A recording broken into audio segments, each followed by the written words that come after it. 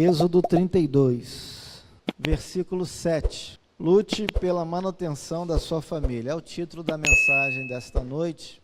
Na minha versão diz o seguinte: Então o Senhor disse a Moisés: Vá, desça, porque o seu povo, o povo que você tirou do Egito, se corrompeu e depressa se desviou do caminho que eu lhe havia ordenado. Fez para si um bezerro de metal fundido, o adorou e lhe ofereceu sacrifícios, dizendo: São estes, ó Israel, os seus deuses, que tiraram você da terra do Egito. O Senhor disse ainda a Moisés: Tenho visto este povo, e eis que é povo teimoso. Agora, pois, deixe-me, para que se acenda contra eles o meu furor, e eu os consuma, e de você farei uma grande nação. Porém, Moisés suplicou ao Senhor, seu Deus, dizendo: Ó Senhor, porque se acende a tua ira contra o teu povo, que tiraste da terra do Egito com grande poder e forte mão? Por que deixar que os egípcios digam: Ele os tirou de lá com más intenções, para matá-los nos montes e para eliminá-los da face da terra? Deixa de lado o furor da tua ira, e muda de ideia quanto a este mal contra o teu povo. Lembra-te de Abraão, de Isaque e de Israel, teus servos, aos quais por ti mesmo juraste, dizendo: multiplicarei a descendência de vocês como as estrelas do céu, e toda esta terra de que tenho falado, eu a darei à sua descendência, para que a possuam por herança eternamente.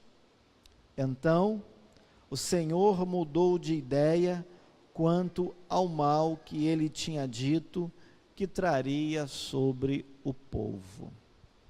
Vamos orar de novo? Senhor, que a tua mão esteja estendida sobre nós, especialmente sobre a minha vida neste momento, para que eu seja capaz de falar apenas o que vem da tua parte. Não permita, Deus, que as minhas fraquezas, as minhas iniquidades, não permita que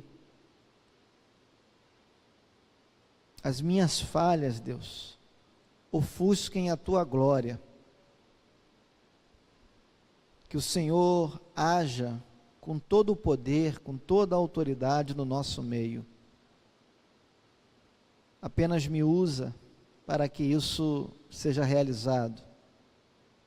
E abra, Senhor, o coração dos que me ouvem nesta noite, para que tua palavra possa ser compreendida, para que a mensagem a ser transmitida possa ser assimilada por cada um de nós. Glorifica o teu nome, Senhor, em nome de Jesus Cristo, é como eu oro, amém. Meus irmãos, eu vou pedir para que a multimídia coloque uma imagem aí, brevemente, só para que a gente possa entender melhor o que acontece na nossa sociedade, né? Não sei se você, acho que dá para ler, não dá para ler? Conseguem ler daí? Conseguem, né? A manchete, em letras garrafais, eu estou com essa mesma imagem aqui comigo, eu vou me permitir ler, e peço para que você acompanhe. A manchete diz assim: divórcio em cartório vai ficar mais fácil com o novo Código Civil. Proposta em discussão no Senado permite que um dos cônjuges faça o pedido, mesmo que não haja acordo com o outro. Juristas avaliam que o texto agiliza e simplifica o processo. O jornal A Tribuna foi veiculado ontem, dia 4 de maio. Então você percebe que a notícia é fresquinha, não é? Isso aqui ainda está em proposta numa das casas do Congresso Nacional, Senado Federal. Mas a realidade é essa aí, né? E eu queria que você prestasse atenção em alguns aspectos dessa manchete, né, dessa notícia. A notícia diz que vai ficar mais fácil, mais tranquilo. Quem não gosta de facilidade, né? Quem não gosta das coisas tão fáceis, tão simples, não é verdade? A coisa é tão simples, tão fácil, que você que é casado pode ser surpreendido ao chegar em casa.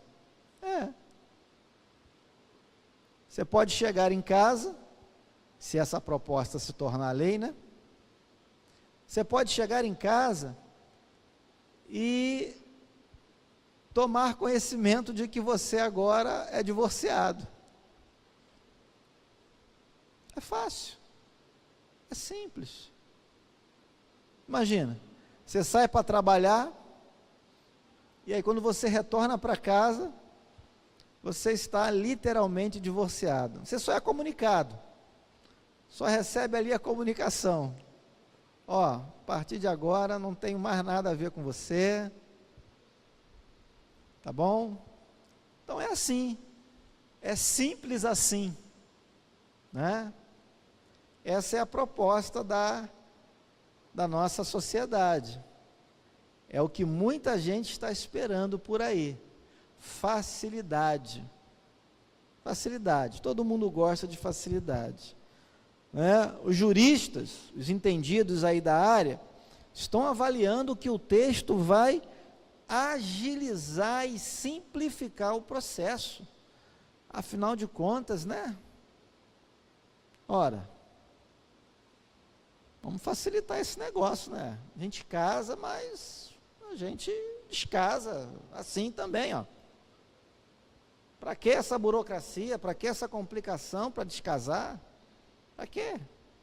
Precisa disso. Irmãos, é claro que eu estou sendo irônico, né? Já deu para perceber. Agora, a grande realidade, queridos, a grande verdade é que não é de hoje, não é de agora que o desmantelamento da família acontece. Isso não é coisa específica do nosso tempo, não é? Só para você ter uma ideia, isso também acontecia no tempo do Senhor Jesus Cristo. Investidas contra a família. Eu quero que você abra a sua Bíblia em Mateus 19, por favor.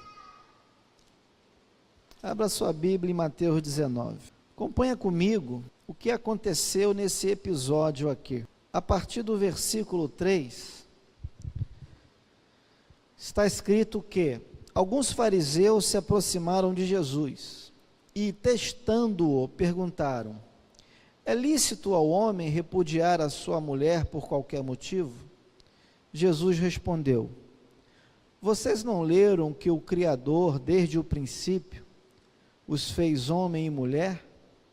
E que disse: por isso o homem deixará o seu pai e a sua mãe, e se unirá à sua mulher, tornando-se os dois uma só carne. De modo que já não são mais dois, porém uma só carne. Portanto, que ninguém separe o que Deus ajuntou.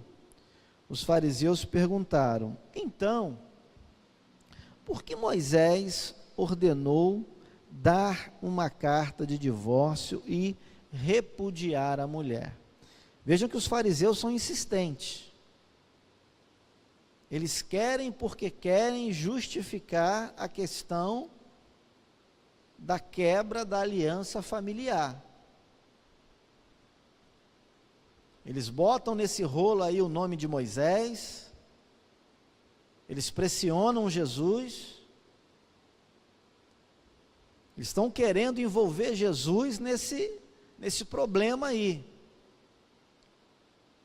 E aí Jesus, no versículo 8, respondeu: foi por causa da dureza do coração de vocês que Moisés permitiu que vocês repudiassem a mulher, mas não foi assim desde o princípio, queridos. Então o que Jesus disse aqui contrapõe a ideia, como eu disse, antiga, a ideia desde aquela época, de que o casal podia se divorciar. É claro que a diferença naquela época era que o divórcio partia sempre do homem, o repúdio não partia da mulher. A mulher era considerada propriedade do homem, então ela não podia tomar a iniciativa do divórcio. De uma forma ou de outra, está tudo errado. Essa não era a vontade original de Deus. Jesus acabou de responder isso aqui, de dizer isso aqui. Então, essa questão do desmantelamento da família é antiga. Os laços matrimoniais, a crise conjugal, a crise familiar, conflitos dentro de casa, envolvendo o pai, a mãe, os filhos, não é de agora. Porém, o que me chama a atenção atualmente é que a nossa sociedade cada vez mais cria subterfúgios, desculpas, alternativas para burlar o propósito original de Deus. O propósito original de Deus é uma família saudável, fortalecida, aos pés da cruz. É uma família unida, glorificando a Deus, inclusive. É uma família constituída por homem e mulher. É uma família em que ambos eduquem os filhos de acordo com os princípios de Deus. É uma família cujos filhos tenham reverência, respeito pelos pais. Esse é o propósito de Deus para a família. Mas cada vez que o tempo passa, as instituições, as pessoas, as leis do país, não só do nosso país não, irmãos, dos países em geral, vão caminhando numa direção contrária, para enfraquecer o relacionamento conjugal, o relacionamento familiar, a comunhão do lar, de acordo com aquilo que Deus estabeleceu desde o início. E esse projeto de lei que está sendo discutido no Senado Federal do nosso país, caminha exatamente nessa direção, na direção do desmantelamento da família. Queridos, eu não pretendo nesta noite tratar especificamente sobre a questão do divórcio. O meu propósito aqui hoje é diferente. eu quero falar com vocês a respeito da importância de cada um de nós lutar pela preservação da nossa família. O que eu quero que você entenda é que essa é uma responsabilidade nossa. Esse é um desejo do coração de Deus, inclusive. Lutar pela preservação da nossa família. Você tem lutado pela preservação da sua família, pela harmonia do seu lar, pelo bom relacionamento entre você e o seu cônjuge, entre ambos e os filhos? Como é que tem sido o dia a dia da sua família? Como é que você tem se comportado em casa? Aliás, eu queria fazer uma pergunta intrigante a você nessa noite. Queria que você pensasse aí comigo numa coisa. Queria colocar você para refletir. Se por um acaso fosse dado a você a opção de deixar a sua família hoje, sua família atual,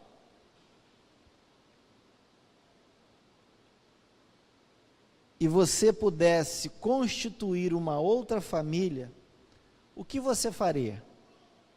Qual seria a sua escolha? Se Deus chegasse para você e dissesse assim: olha, te dou a oportunidade de você fazer uma escolha. Você pode deixar sua família do jeito que ela é hoje, você pode deixá-la, pode abandoná-la, pode sair de casa, e a partir de então você pode construir uma nova família, um novo cônjuge, novos filhos, novos avós, novos pais. O que você escolheria? Eu sei que tem muita gente desgostosa, chateada, triste com a família. Eu sei que há momentos na nossa vida em que as coisas estão difíceis dentro da nossa casa. E a vontade que às vezes a gente tem é de sumir, né, de desaparecer. Eu sei, mas qual seria a coisa mais adequada a se fazer à luz da palavra de Deus? Essa é a questão. Então eu quero convidar você a pensar nisso a partir do texto que nós acabamos de ler em Êxodo, capítulo 3, capítulo 32, a partir do versículo 7.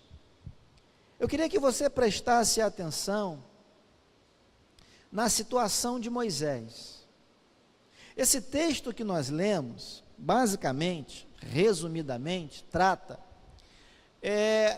do momento em que Moisés, como líder daquele povo que foi escravo no Egito, mas que foi liberto pelo poder de Deus, pela mão de Deus, por intermédio dele, estava agora no deserto, para servir a Deus, cultuar a Deus, e caminhar com destino à terra prometida.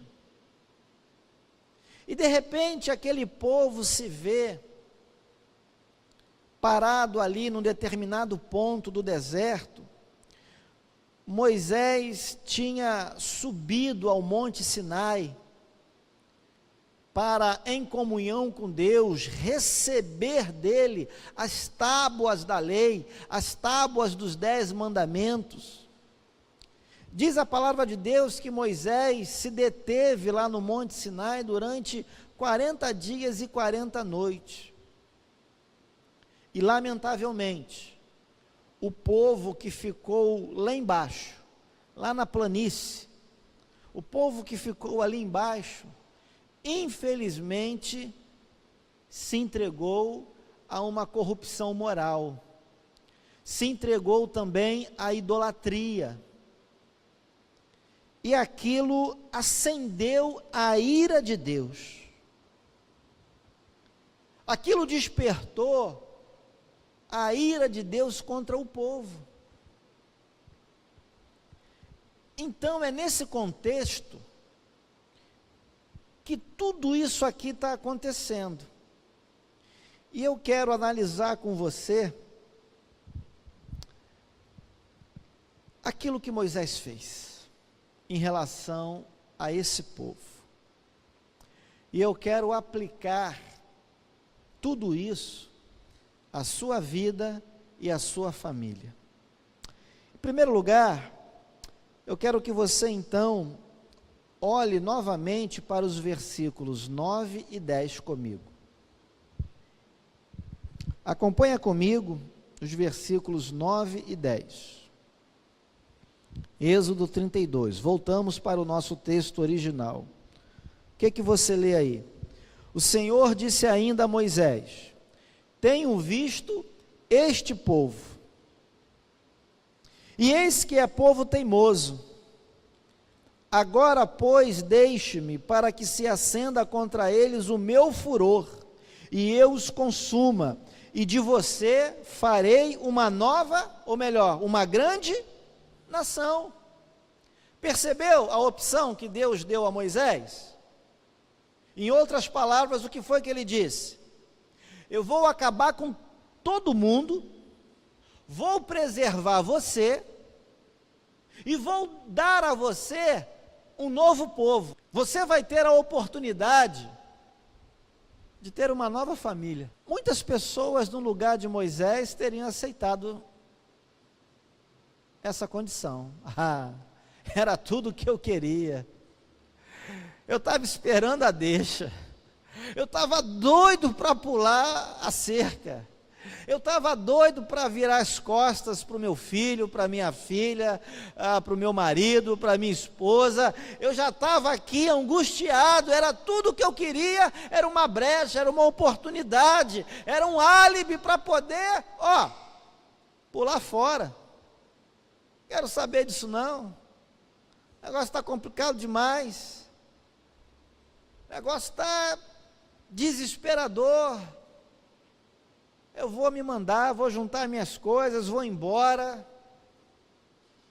vou morar sozinho, vou morar com fulano, vou morar com a fulana, com Beltrano. Estou mais afim de nada disso não. Só esquentando cabeça, só passando aperto. Era o que muitos fariam no lugar de Moisés. Eu não vou ficar com esse povo não. Povo que me dá trabalho. Povo sem compromisso, um povo que me faz passar raiva, me faz vergonha. Estou aqui eu agora, diante de Deus, tratando com Deus, tendo que escutar isso de Deus por causa de A, de B, de C e de D. Olha só, não quero mais isso para mim não, vou embora. Vou procurar um outro rebanho, vou procurar um outro povo, vou procurar outra família. Veja a situação. Agora, presta atenção nos versículos 7 e 8. Presta atenção. Vamos ver quem era aquele povo. Versículo 7 diz assim: é Deus dizendo para Moisés: vá, desça. Tem alguns detalhes aqui que eu quero que você observe. O que Deus falou para Moisés? Vá, desça, por quê? Porque o seu povo, o povo que você tirou do Egito, se corrompeu e depressa se desviou do caminho que eu lhe havia ordenado. Fez para si um bezerro de metal fundido e adorou e lhe ofereceu sacrifícios, dizendo: são estes, ó Israel, os seus deuses que tiraram você da terra do Egito. Então aquele povo, em primeiro lugar, era um povo idólatra, como eu já havia dito. Era também um povo moralmente corrompido. Era um povo, em terceiro lugar, obstinado a pecar. Por isso a ira de Deus se acendeu contra ele. Agora, veja, a ira de Deus foi tão grande, que Deus se recusou de chamar aquele povo de seu próprio. A ira de Deus era tão grande que Deus disse para Moisés, em outras palavras: olha, aquele povo ali é seu, aquele povo idólatra, corrompido moralmente, obstinado a pecar, é seu, dá um jeito nele, por mim eu acabo com todo mundo, eu te dou até um outro povo, se você quiser, por mim eu acabo, esse povo é seu, esse povo não tem nada a ver comigo, esse povo desprezou a minha aliança, com mão forte, com mão poderosa, com muitos milagres, eu fiz com que Faraó se quebrantasse, deixasse o povo sair do Egito, para me servir, para entrar em comunhão comigo, e agora, olha o que eu recebo em troca. Então esse povo aí não tem nada a ver comigo, esse povo é seu, dá um jeito nele, e se você quiser, eu acabo com ele e te dou um outro povo. Entretanto, qual foi a reação de Moisés?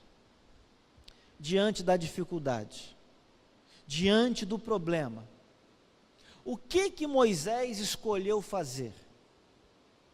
Trilhar o caminho mais fácil ou interceder pelo povo? Orar pelo povo? Eu queria que você lesse comigo os versículos 11, 12 e 13.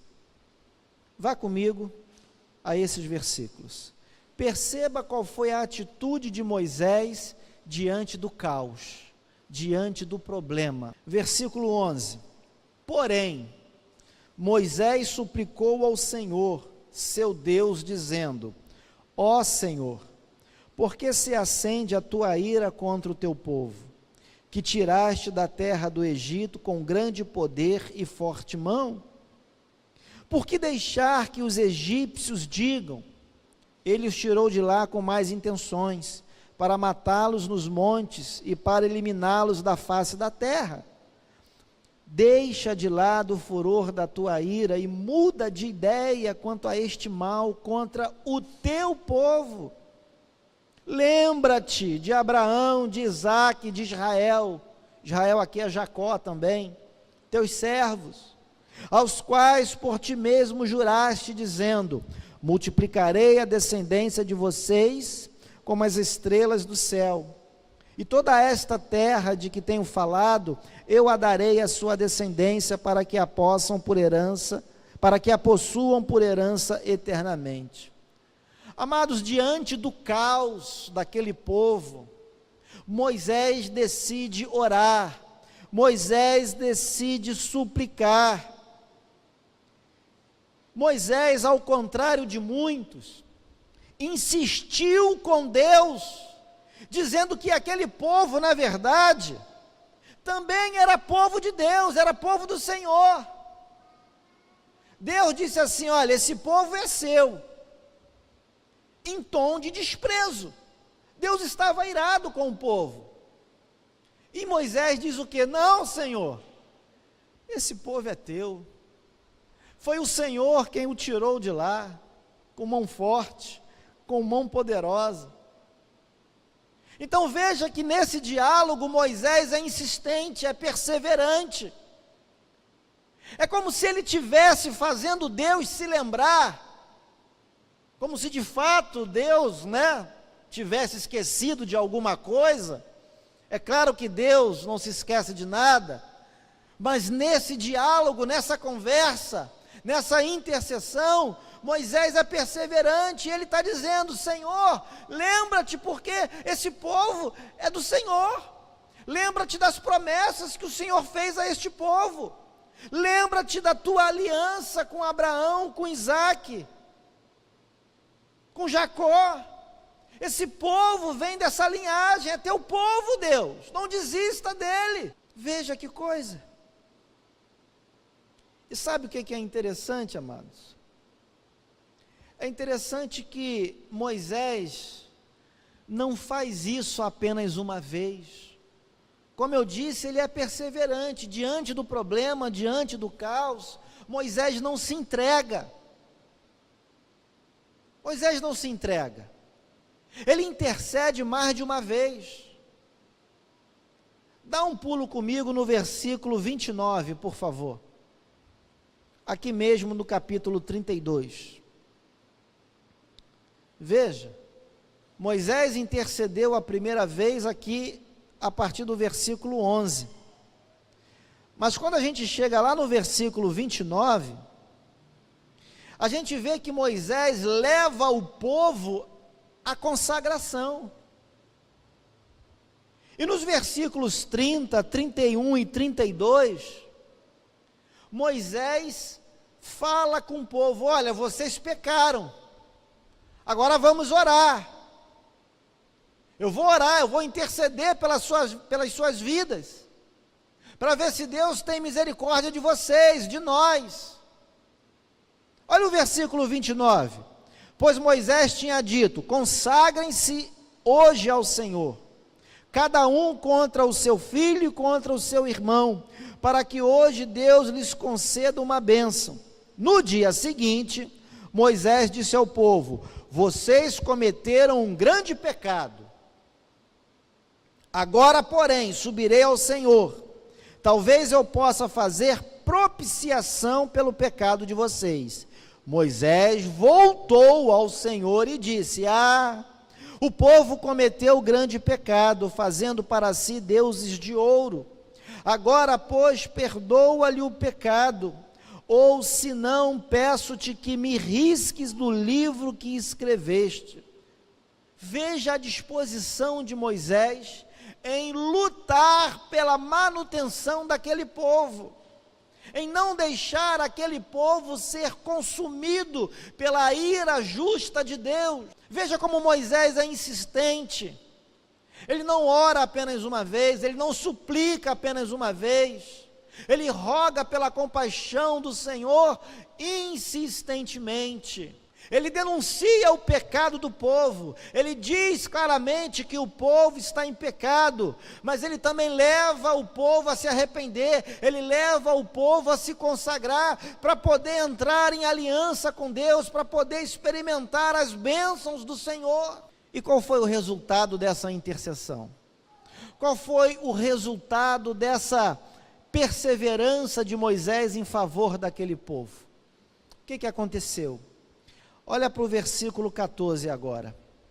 Vamos voltar lá no versículo 14. O que o Senhor fez? O que está escrito aí na sua Bíblia? Na minha está escrito assim: então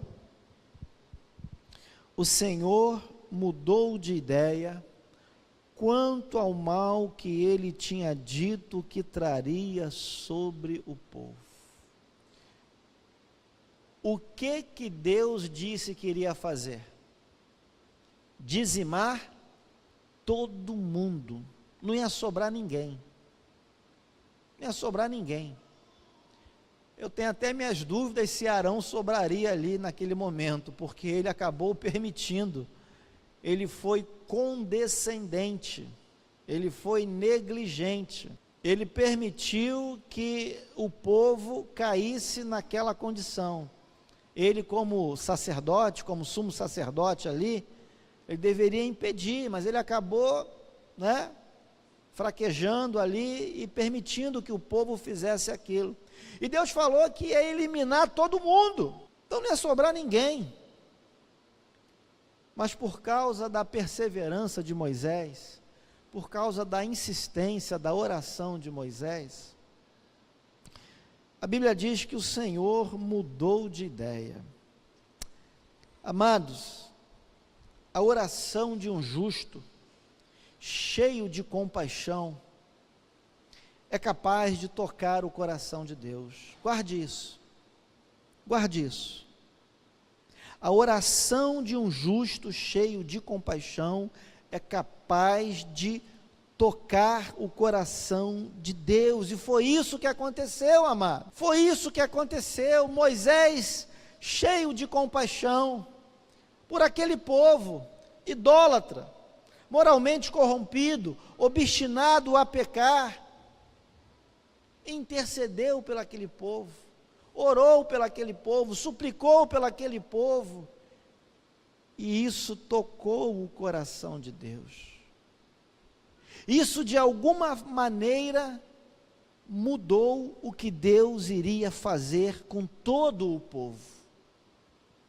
E talvez você esteja se perguntando: pastor, ok, eu entendi a história, agora eu quero saber o que isso tem a ver com a minha família, o que isso tem a ver com a minha vida.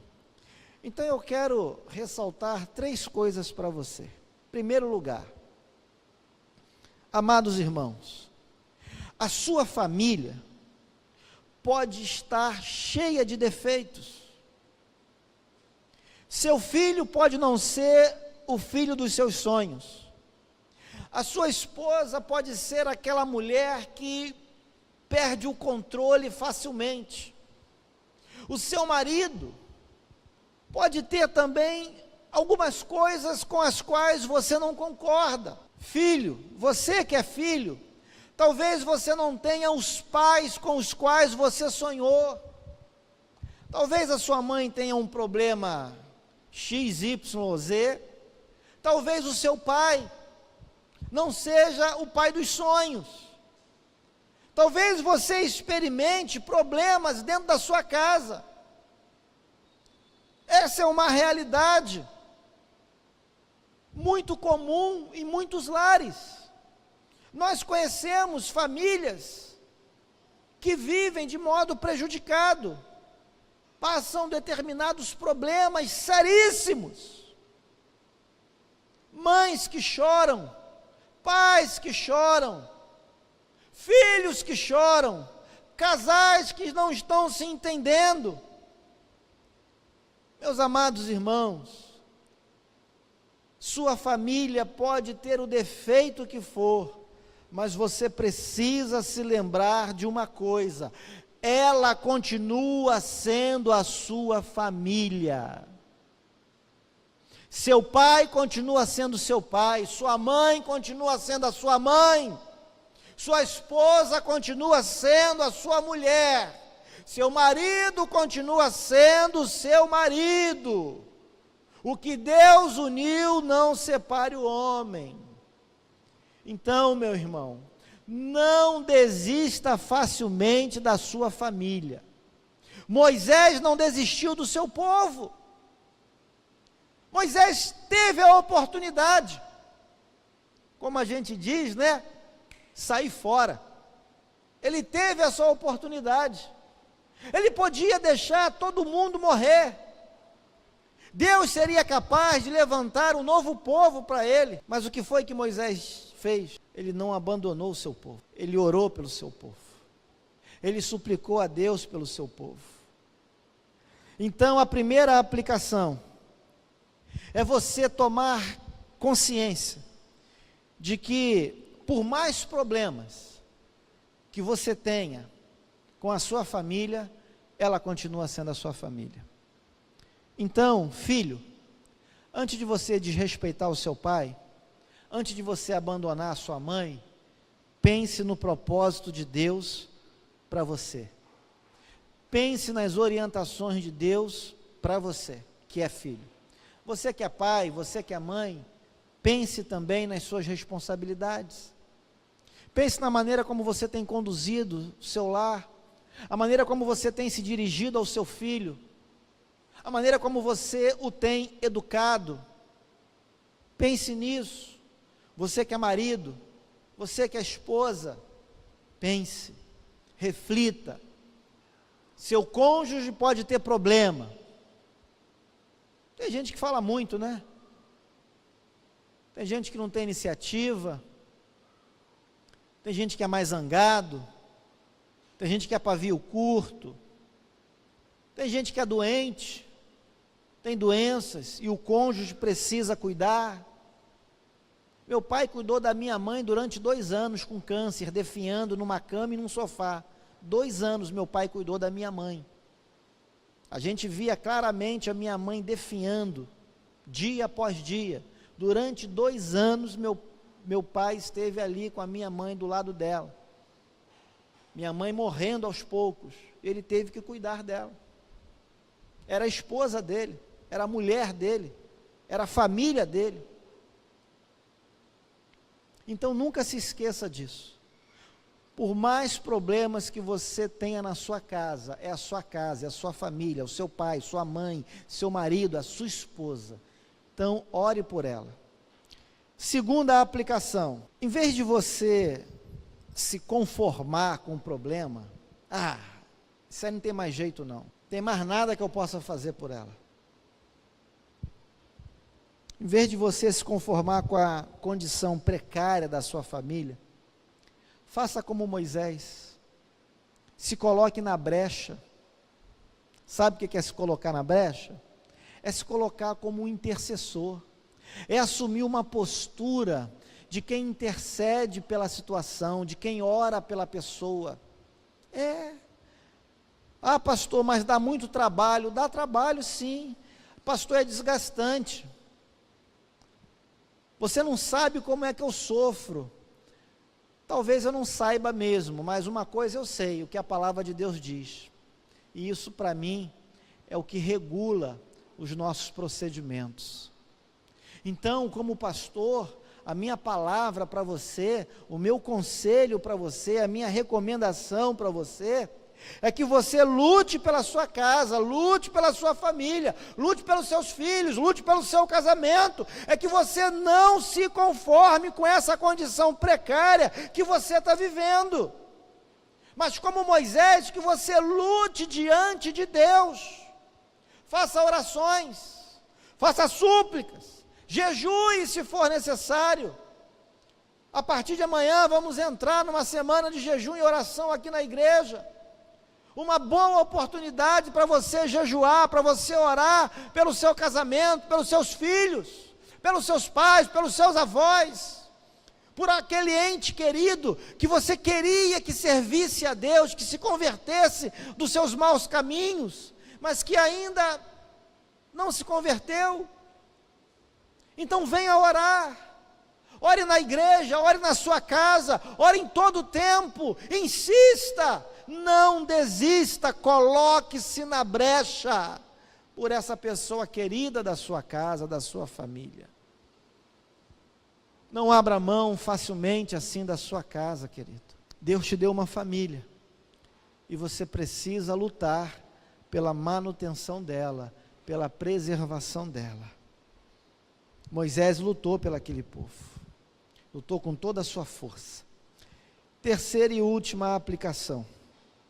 Queridos, embora precisemos lutar diante de Deus com súplicas, com orações e até com jejum,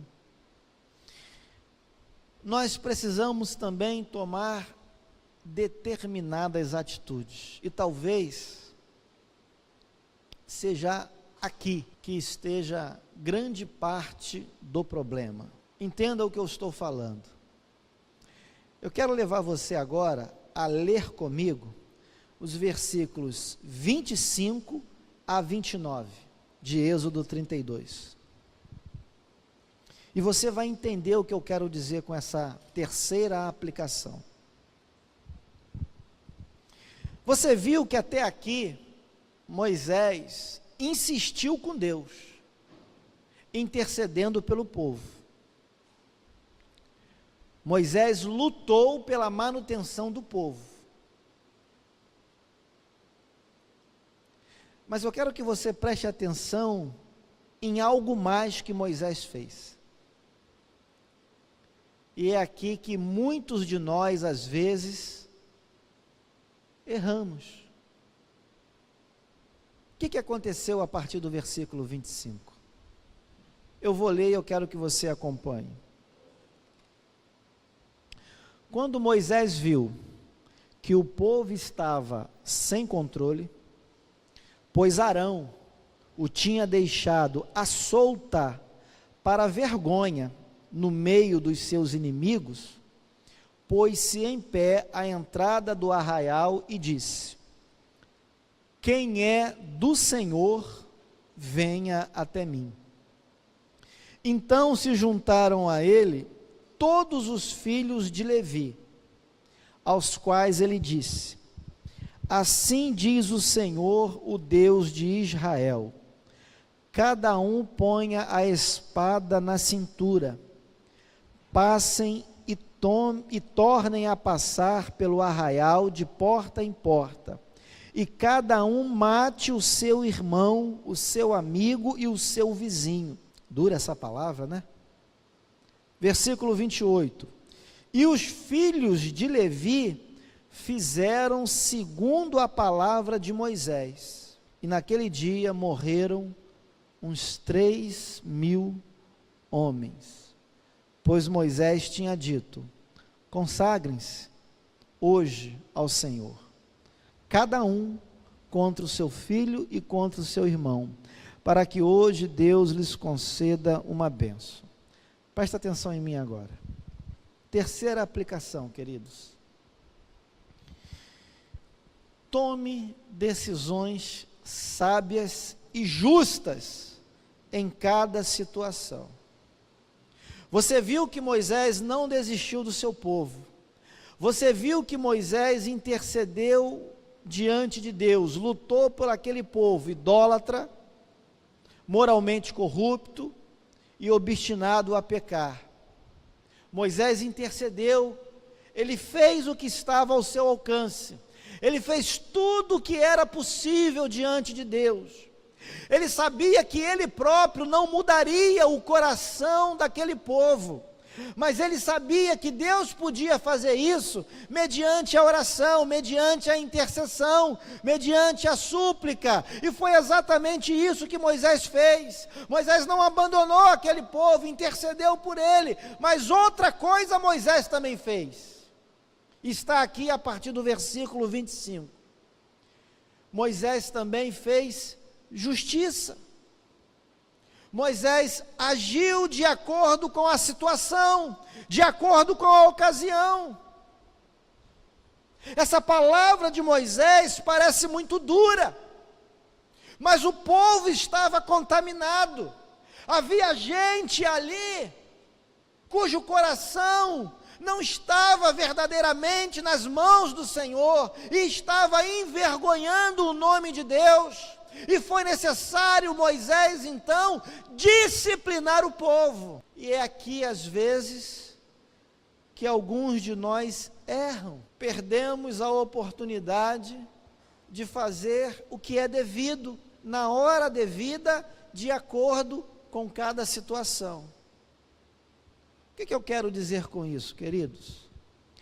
Existem momentos na nossa casa, na nossa família, que nós precisamos abraçar a pessoa, se ajoelhar com ela, orar com ela, chorar com ela.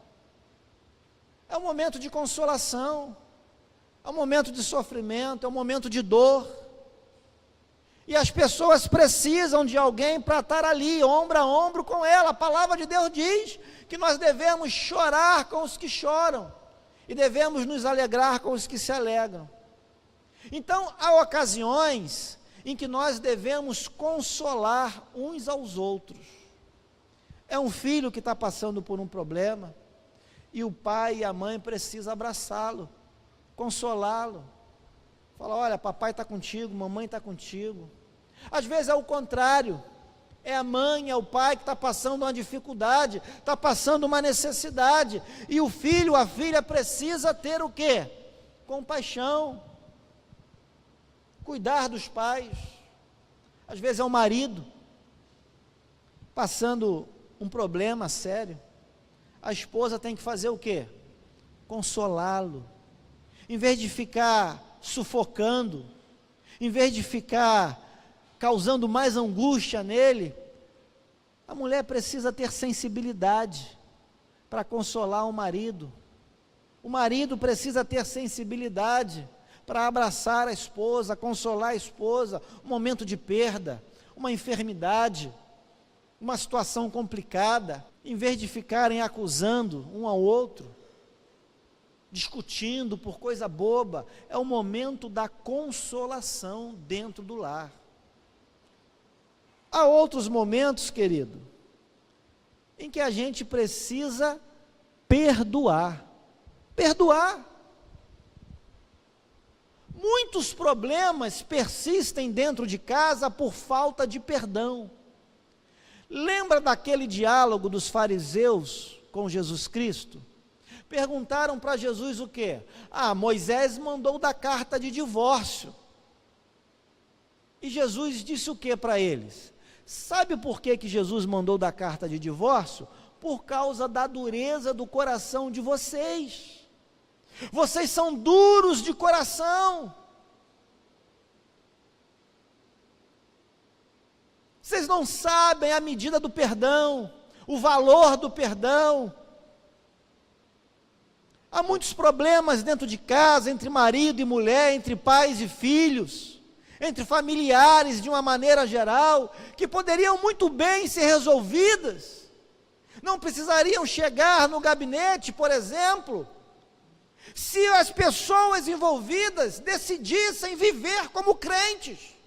E vivendo como crentes, estivessem abertos ao perdão, ao diálogo. Uma vez o apóstolo Paulo chamou a atenção dos irmãos da igreja de Corinto, dizendo o seguinte: olha, se preciso for, sofram o dano, mas quantos de nós queremos sofrer o dano? Quantos de nós dentro de casa estamos dispostos a curvar a cabeça, a ouvir um pouco mais, mesmo estando certo às vezes? Quantos de nós aceita a opinião do outro? Às vezes a gente quer brigar, eu estou certo, não, quem está certo sou eu, não, quem está certo sou eu, e fica essa disputa dentro do lar, e a coisa vai agravando, a bola de neve vai aumentando, e aí daqui a pouco, o caminho de volta, o retorno, já está quase impossível, e aí vai cada um para um lado, tudo por falta do perdão, do diálogo. Tudo bem, você quer assim? Ok. Meus irmãos, eu sei que aqui dentro desta igreja tem gente com mais anos de casado do que eu. Eu tenho só 27 anos de casado, com mais quase 7 anos de namoro.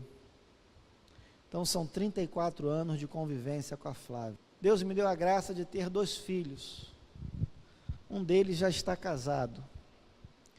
Eu ainda tenho que aprender muita coisa sobre casamento, sobre vida familiar, mas alguma coisa eu acho que eu tenho aprendido ao longo desse tempo, que é perdoar e ser perdoado também.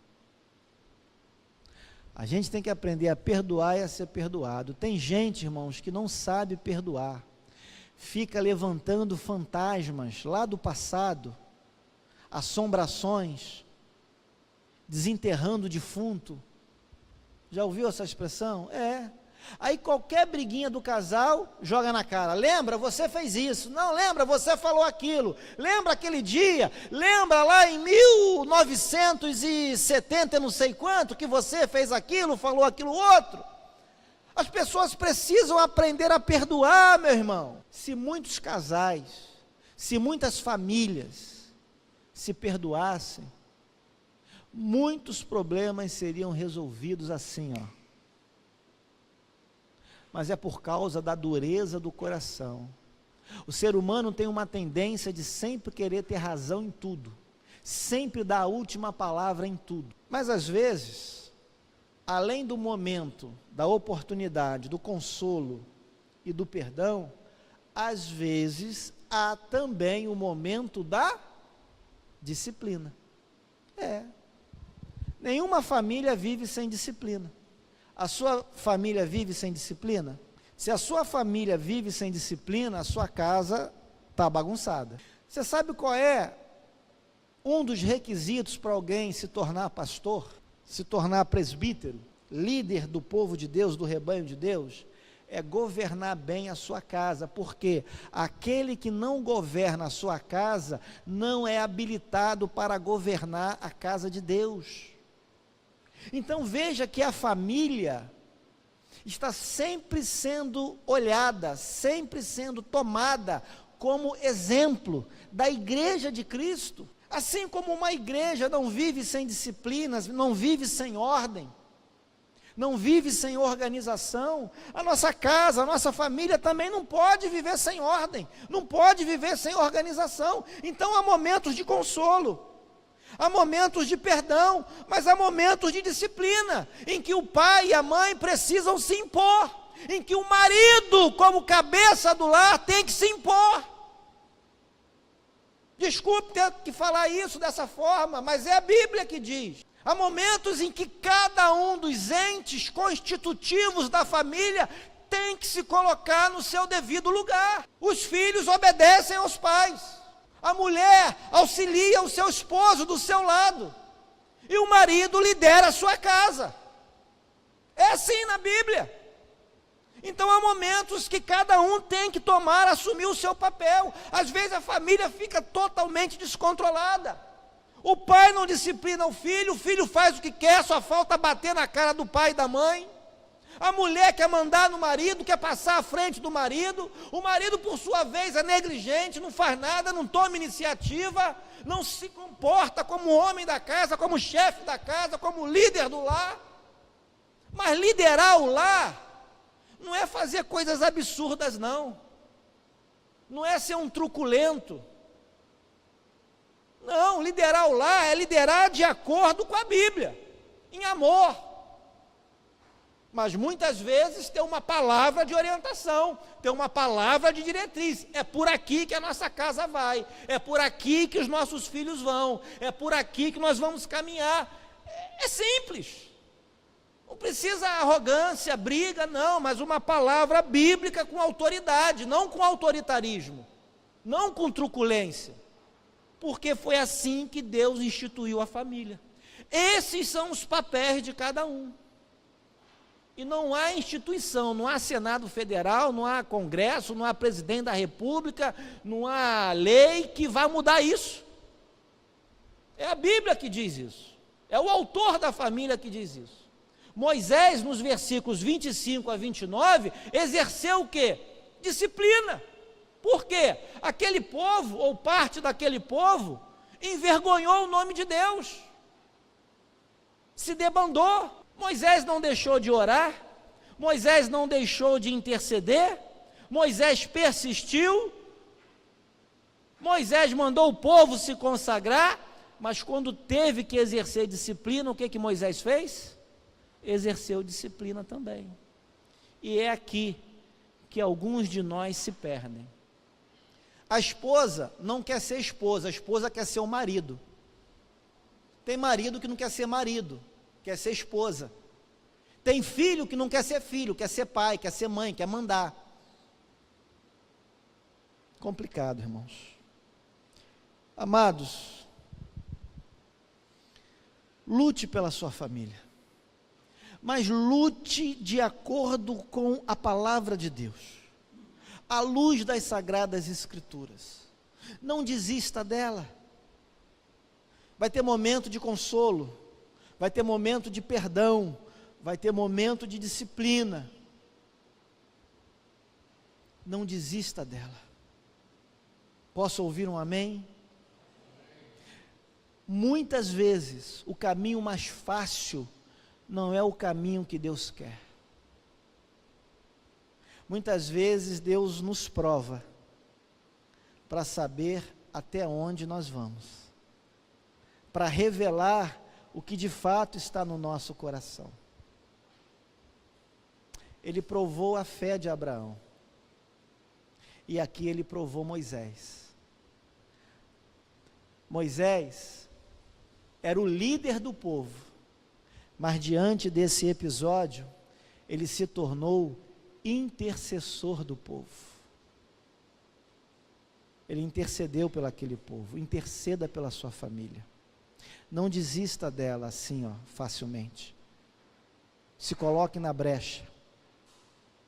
Tome posição. Aprenda o que a palavra de Deus requer das nossas famílias. Requer de você. E faça. Obedeça o que Deus está mandando. E que Deus te abençoe.